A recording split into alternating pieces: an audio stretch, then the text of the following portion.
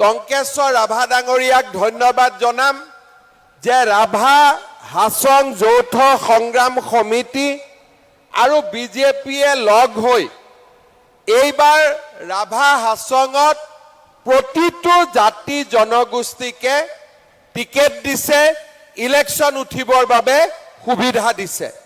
আমাৰ সাধাৰণ মানুহেও পাইছে, কোচ ৰাজবংশী মানুহেও পাইছে, গাৰুৱেও টিকট পাইছে, বড়ো সমাজেও টিকট পাইছে, ৰাভা সমাজেও টিকট পাইছে, আমাৰ বঙালী ভাষী লোকেও টিকট পাইছে।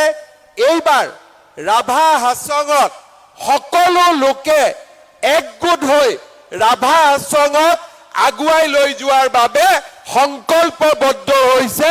মই তাৰ বাবে ৰাভা হাছঙক আৰু আমাৰ যৌথ সংগ্ৰাম সমিতিক ধন্যবাদ আৰু কৃতজ্ঞতা জনাইছো। যোৱা কেইদিনমান আগতে মই ৰাভা হাছং স্বায়ত্তশাসিত পৰিষদৰ কাৰ্যালয়লৈ আহিছিলো। ৰজা পৰশুৰামৰ সুন্দৰ প্ৰতিমূৰ্তি এটাও 3 জানুৱাৰী তাৰিখে ৰাভা হাছঙত আমি শুভ উদ্বোধন কৰিছিলো। সিদিনাখন মই ৰাভা জাতিৰ সকলো নেতৃবৃন্দক একেলগে লগ পাইছিলো আৰু মই অনুৰোধ কৰিছিলো যে আমি সকলো যদি লগ হৈ থাকো, সকলো যাতে একেলগে থাকো, তেতিয়াহ'লে আমাক শত্ৰুৱে কেতিয়াও পৰাজিত কৰিব নোৱাৰিব। আজি মই অত্যন্ত আনন্দিত যে টংকেশ্বৰ ৰাভা ডাঙৰীয়াৰ নেতৃত্বত আজি সকলো জাতি জনগোষ্ঠী একত্ৰিত হৈ ৰাভা হাছং স্বায়ত্তশাসিত পৰিষদত নিৰ্বাচনত অৱতীৰ্ণ হৈছে। মোৰ বিশ্বাস এইবাৰৰ নিৰ্বাচনত 100ৰ ভিতৰত 99 নহয়, আপোনালোকে 100 নম্বৰ দি বিজেপি আৰু ৰাভা হাছং যৌথ সংগ্ৰাম সমিতিক পৰীক্ষাত পাছ কৰাব লাগিব। হ'ব নহয়? এটা সিটতো হাৰিব নালাগে, গোটেইকেইটা সিটত জিকিব লাগিব। লাগিব নে নাই? জিকিব লাগিব। এতিয়া আপোনালোকক মই 2-3টা কথা ক'ব খুজিছো।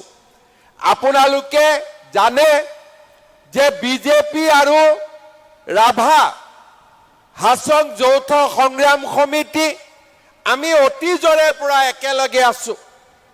আজি যদি আপোনালোকে চাই 2016 চনত বিজেপি দলৰ চৰকাৰ হ'ল, আজি 25 চন। যোৱা 10 বছৰত ৰাভা হাছঙত গুলীচালনা হৈছে নেকি? ৰাভা হাছঙত পুলিচে অত্যাচাৰ কৰিছে নেকি? ৰাভা হাছঙত কেতিয়াবা অশান্তিৰ পৰিৱেশ সৃষ্টি হৈছে নেকি? কিন্তু আপোনালোকে মনত পেলাওক, কংগ্ৰেছৰ সময়ত একেলগে মই আজি যিখিনি কৰিছো, দিলীপ শইকীয়াই যিখিনি কৰিছে, টংকেশ্বৰ ৰাভাই যিখিনি কৰিছে, সকলো জাতি উপজাতিক আমি যদি একেলগে লগ লাগি সকলোকে একত্ৰিত কৰিলোহেঁতেন, তেতিয়াহ'লে কেতিয়াও 24 জন ৰাভা লোকৰ হত্যা নহলহেঁতেন, পুলিচৰ গুলীত মৃত্যুবৰণ কৰিব নালাগিলেহেঁতেন। আজি কংগ্ৰেছ দলে ৰাভা হাছঙত নিৰ্বাচন খেলিব আহিছে।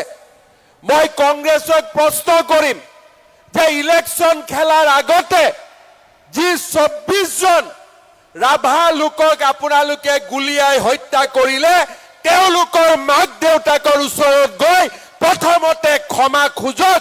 নিজৰ অপৰাধৰ বাবে আপোনালোকে ৰাইজৰ ওচৰত ক্ষমা খোজক। আজি তেওঁলোকে ইয়াত তেওঁলোকক ভোট লাগে, কিন্তু ৰাভা জাতিৰ ওপৰত তেওঁলোকে যিমান অত্যাচাৰ কৰিলে আৰু আমাৰ মাজত একেলগে মিলা প্ৰীতি কৰাই দিব পাৰিলেহেঁতেন, তেওঁলোকে মিলা প্ৰীতি আমাক কৰাই নিদিলে। কাৰণ তেওঁলোকে গোৱালপাৰা জিলাখন বিদেশীৰ হাতত গতাই দিব খোজে।